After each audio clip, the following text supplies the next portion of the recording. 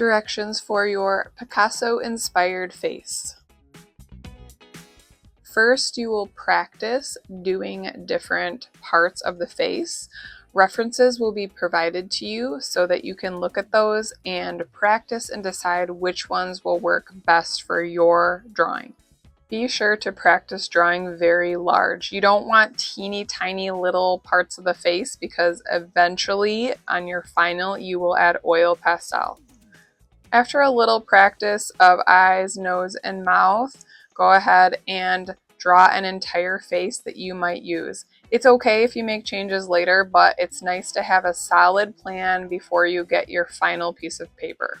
Once again, remember to draw big and exaggerated.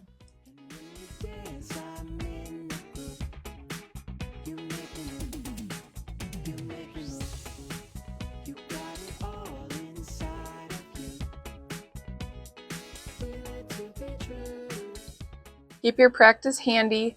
Write your name and teacher code on the back of your paper. Then, while using your practice to help you, draw your face very large on your very large piece of paper. If you make changes, that's totally fine. And then you're going to divide up your background so it's in different shapes. After you're done with that, very carefully and slowly retrace your lines with oil pastel. You're welcome to just use black, or if you want, choose dark colors to go ahead and outline everything.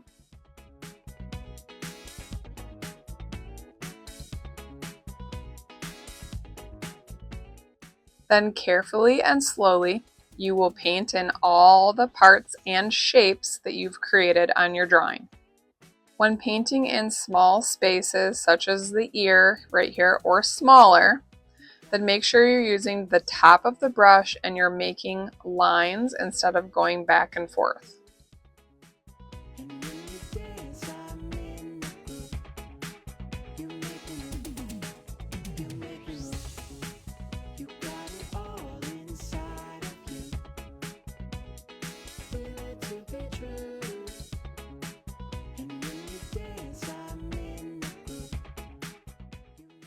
Thoroughly rinse and blot your brush when you're ready to switch colors.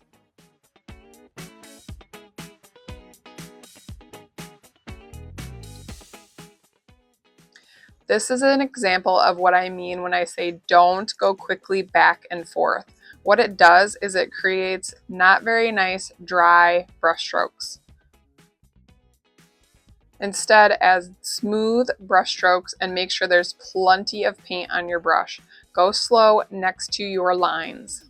You're going to continue this until your entire paper is full of tons of colors.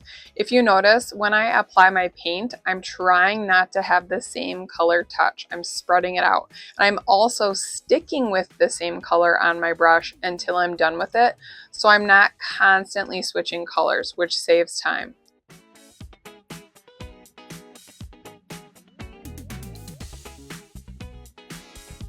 As a final step, do any paint touch-ups and then carefully retrace your oil pastel where you might have accidentally painted over some spaces, or maybe it's just not quite as vibrant as you want it to be.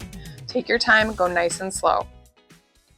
Be sure to be extra careful if your paint is still a little bit wet. If it's got a lot of large wet spaces of paint, then hold off on retracing your lines for another day.